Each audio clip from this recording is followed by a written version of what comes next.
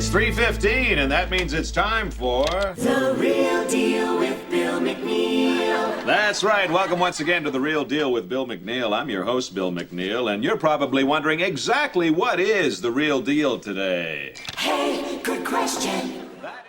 So, Doc, I think a lot of people out there have very fond memories of Wizard magazine, and I would contend that potentially, at least in the early incarnations, we need something like Wizard to come back. I think they did a lot of good work to establish superstars, but maybe Wizard isn't exactly how we all fondly remember it. So let's take a trip down memory lane and talk about Wizard magazine. How you doing, Doc? Excellent. I'm great, man. I'm looking forward to talking about this. This is, Wizard is kind of one of the best and one of the worst things to ever happen to comics. And, that double-edged nature of it is always intriguing to me. Well, the problem is what we have in place today is access media, i.e., you're going to be considered media and we give you access as long as you give us the coverage that we want. Whereas at least in the beginning stages, Wizard was all about making superstars, highlighting the coolest stuff that they could and criticizing the things that needed to be worked on. What if you ever see CBR, Screen Rant, ICV2, any of these websites, go out there and just be like, can you believe this piece of art? Look at what Greg Capullo is doing in Dark Knight's Death Metal. Or look what Marco Cicchetto did on Daredevil. Look at this art. It's amazing. It's all fluff pieces, and it's all promoting whatever stupid new character or social agenda that they're doing nowadays. No one's trying to make superstars of these creators anymore. No, they're really not. And I think that is kind of a combination of their worldview and some other things. But like one of the reasons why they don't promote like these great artists that are already out there and kind of try to level them up is they think, well, you're successful enough. Now we need to use our platform to make people that aren't successful into success. They're looking at it from an equal outcome, that kind of equity.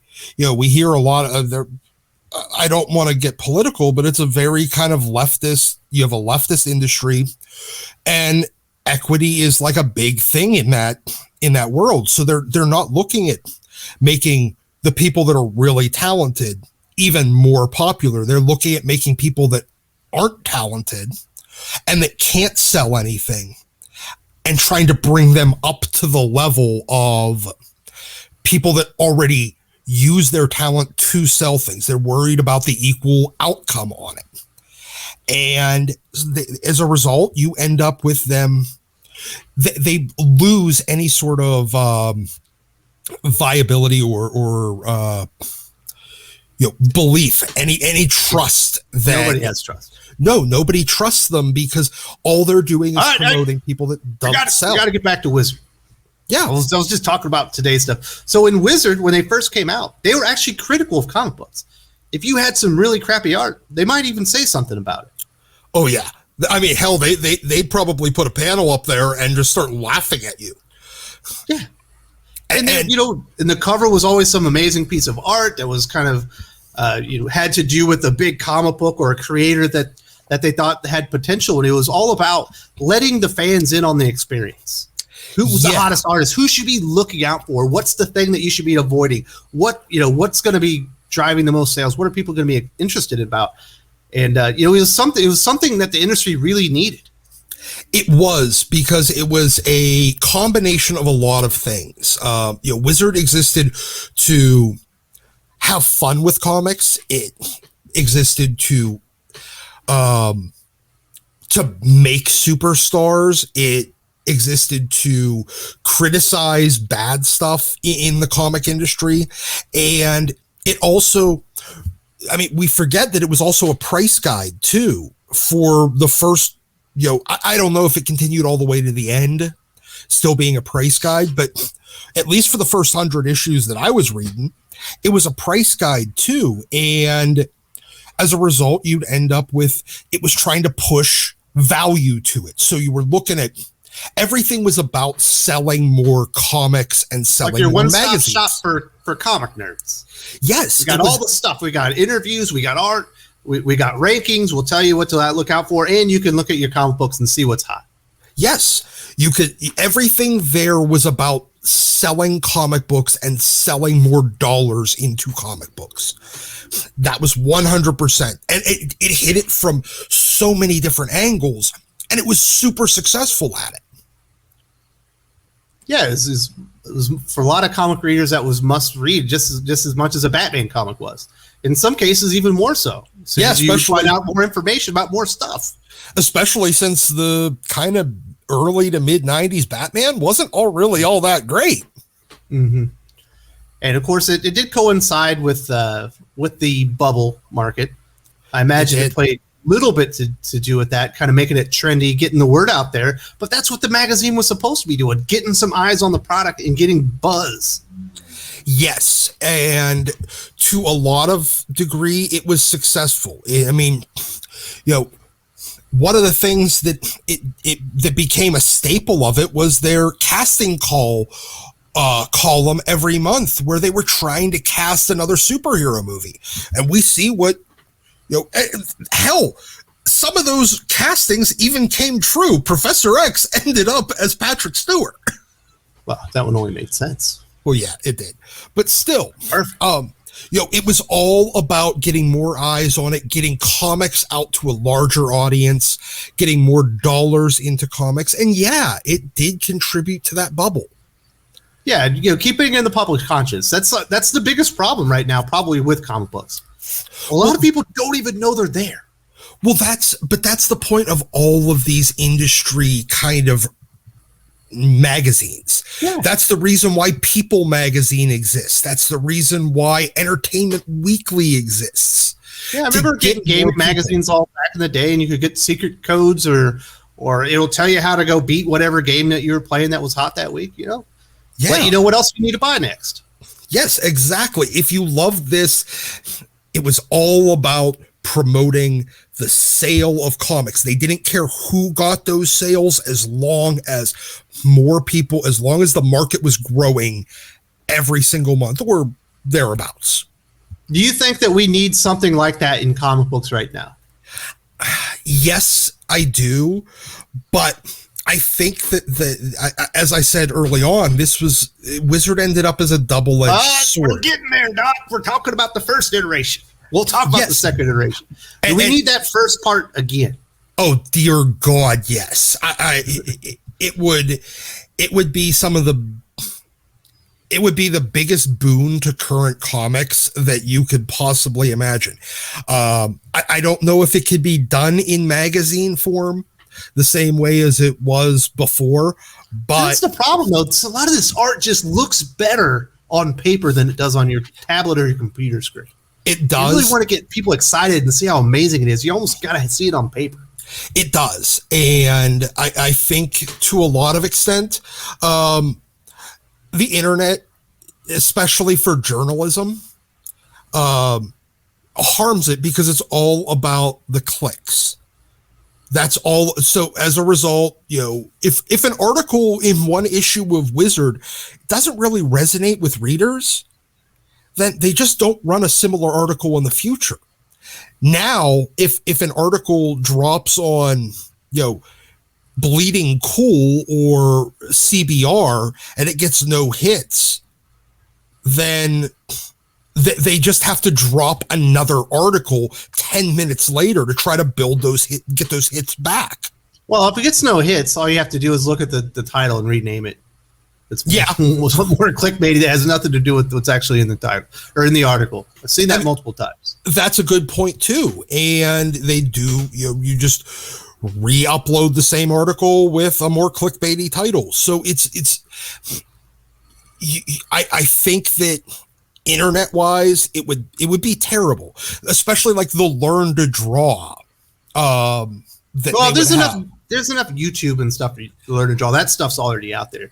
But there needs to be something, a platform, a magazine that is out there dedicated to giving no nonsense, good criticism, that has some access, that can do some sneak peeks, that can do an interview and be fair about it. You can't do an interview now unless you're kissing everybody's ass.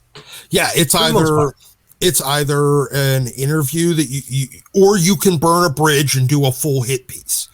Those are your two choices in comic book media. Full hit piece or complete fluff.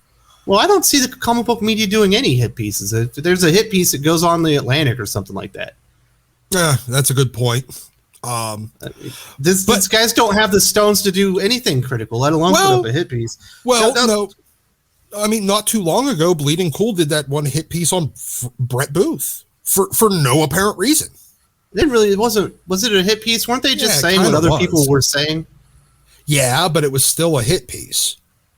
It's not really a hit. I mean, it's just okay. Regardless, making clickbaity stuff where you're just regurgitating other people's work. Yeah, I guess you're right. Yeah. So let's talk about Wizard Magazine. It wasn't always good times. The first half of its existence was great. Like, it's what consumers needed to make good choices, to get excited about comic books. But like a lot of things, eventually you do sell out to the man. Yeah, and Gareb Shamus definitely eventually sold out to the man. He realized that Wizard had become so, you could say, powerful within the comics industry. It was a kingmaker. It's like the tastemaker, yeah. Yeah, it was the tastemaker, and there was it ceased being reporting on what was popular and started realizing it could make things popular. To tell you what was popular, what should be popular. Yes, and you started seeing, humans learn lessons over time. We see enough things happen to other people, happen to... Your brain is literally wired for pattern recognition. Yes, and you start recognizing, and this is the problem with Wizard, it started recognizing that kissing a little more ass, maybe taking a little bit of the edge off your criticism, maybe puffing up certain things that don't quite deserve it, was a ticket into comics. And when you say into comics, you don't mean like, hey, you have more access to Marvel, more like, hey, your editor at Wizard Magazine's dream is always to be an editor for DC Comics. Perhaps there's an inroad since he's done so many very nice articles on DC Comics properties. Yep, exactly. And very much a precursor to what the comic book like media is today. It's essentially a stepping stone. Yes, it became, being in the comics media was your way in. I mean, you look at all the Comics Alliance weirdos that got in.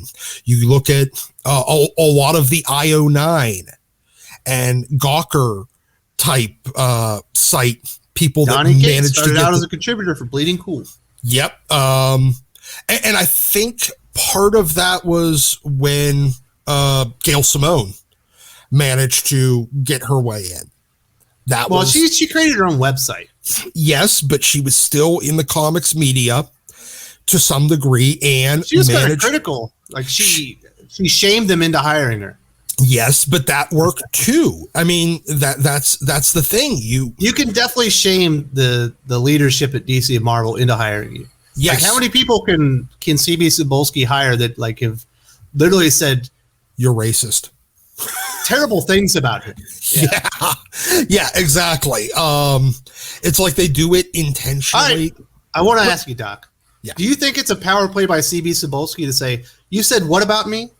Here, I'm going to offer you some money, and we'll see if you can stick to your principles, or are you going to come over here and write all the Asian comics for me? If it is a power play, he hasn't exactly flexed his wins yet. Well, the win is that she's writing all the comics that he tells her to. Yeah. And she's taking his money, even though that she says that he's an enormous racist. Yeah, and you never saw her retract being her claim, did you? So no, but she looks like a moron for saying that and then going and taking his money. You realize she didn't have principles. You expect anyone over there with that making those cancel culture weirdos to actually have principles? None of them even expect their own kind. I think that maybe that was his point. That's what I'm saying his flex was. You don't agree with that. Okay. I just don't think it's an effective flex. I didn't say it was effective, but But regardless, yeah, I do think that, but getting back to Wizard, they found that working for Wizard, editing for Wizard, writing articles for Wizard, was an inroad into comics, and it would get you into Marvel. You got relationships. You start talking to the editors who are wanting you to put up, pieces about the books that they were editing. You got access to the creators. You got access to essentially the industry. Yes, it was an inroad. Exactly. And as Wizards, as that became more common, Wizards' influence started to wane. Consumer confidence wanes because if they start seeing you running stuff, then after the fact, you're like, you know what, that actually sucked. Why did they recommend that? Yes, exactly. They started losing their confidence, their credibility, and then you also started having a lot of other, I'd say, lesser important comics journalists that were popping up around the same time, because Newsarama was starting to pop up around the same time. Bleeding Stool was, even CBR and a few other ones. They were all starting to pop up in that late 90s, early 2000s era. Now there is something to be said about the overall waning of comics in that era as well, so that, Wizards' importance would fall as comics' importance would fall as well, because that was a bad period of time in the comics industry. So there's something to be said about that. But all these, like, if Wizard was the A list, all these B, C, and D list websites started coming up. And if you remember, around the same time, about 30 or 40 issues into Wizard, there was a second magazine that came out around the same time that was doing the same thing. It was called Hero Illustrated. And that one was much more obviously an attempt to work their way into the comics industry. But all this stuff, look, power corrupts, and absolute power corrupts absolutely. And Wizard became absolutely powerful and was absolutely corrupted by it. Yeah, and instead of being synonymous with being the critics on the outside looking at the industry and putting some words to the emperor's clothes or highlighting the things that people should look at, they became a part of the industry. Absolutely. They started their own publishing line. It's called Black Bull Publishing. That was or Black Bull Press, something like that. They only did a couple of books. One of them was by Garth Ennis. It was called Just the Pilgrim, and then there was a sequel to that. It was actually good. But once they started getting into the comics publishing business, they started getting into reprints with like the Wizard Ace editions, which were reprints of old books with new covers, and like it had like this weird kind of, what was that stuff that you used to put on the overhead projector in elementary school? I got you. Yeah, those clear pages that would project up on the screen. Pages. Yeah, something like that. And they had those on the for covers. And they started getting into the industry of running conventions, and at that point, there stopped being any degree of credibility to them, because they need Wizard, or they need Marvel and DC to put up booths. They need creators to, whether they're good or not, come and sign up to be in an artist alley. They need all this other, all the random even nerd related tchotchkes that they used to would have made fun of in the early days. Like, hey, look, I know you love comics, but you're making goddamn like cup coasters. Yeah, it's like back in the day, like 7-8 years ago, Mark Cuban was the biggest critic of Adam Silver in the front office in the NBA. Now he's their biggest supporter. Exactly. He's the man now. He got assimilated into it. Yes. And you end up losing all of your credibility. Yeah. When that happens. I mean, it's like looking at Rage Against the Machine in 1992 and Rage Against the Machine right now. They're F you, I won't. Raging for the machine. Yeah, fuck you, I won't do what you tell me. Now fuck you, do what they tell you. Or else. Exactly. So, I mean, but look, they got corrupted by the absolute power that their success early on brought to them. And it sucks. So there is it ended up being a beta test. It kind of started the path that modern comics journos have into how to use the system to enhance their career and get work at the big two or big make three. inroads, make your contacts, establish relationships, and then jump ship to what you would actually rather be doing. Exactly. And you won't have a legitimate objective press when that is a path that is wide open to the people that you're hiring, because they see it, they know it, it's there. When they started, that wasn't when Wizard started, that path wasn't clear. I mean, you had the occasional people like Mark Waid coming out of Amazing Heroes and making his way into the comics industry, but it wasn't super common. Because Amazing Heroes was kind of a precursor to even even Wizard. So you would have that a little bit, but as it grew, as it got more and more powerful, as it got more and more, influential. Influential. The path and the way to use that and game the system to your advantage became much more clear to everybody, and you ended up with stuff like CBR being considered, at least in the industry, valid news. Yeah, it's all bullshit. clickbait and crap. I think we need something like Wizard. If you want to create superstars, you have to have something that's independent of the industry, that's like a watchdog, and saying this is cool, this is what you need to be on the lookout for, to kind of have the pulse. To end up doing that and not be corrupted and fall into the same trap that happened to Wizard, and end up like bleeding, cool yourself. You have to have people that are willing to sit outside the industry, that are interested in comics, but aren't starstruck as soon as they meet Scott Snyder or Mark Waid or Donny Cates, that can keep their composure and keep their credibility and realize I can't say this is good if it sucks, no matter what I can get out. Yeah, you need people that want to report about comics but don't necessarily want to be in comics. And finding those people is very, very hard. Yeah, you also need publishers that are willing to let people be critical of them. Well, yeah. And, now that they're all absorbed into these multi-billion-dollar corporations, I don't see that happening. Yeah, multiple websites are actually owned by publishers. People don't know that. Yeah, so, Bleeding Cool is owned by Avatar Press.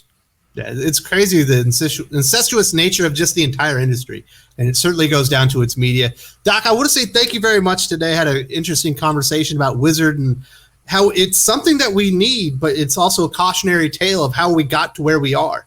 It's the precursor to all the bullshit we're looking at right now. Yeah, I would love for there to be a new Wizard, but I just don't think it's possible.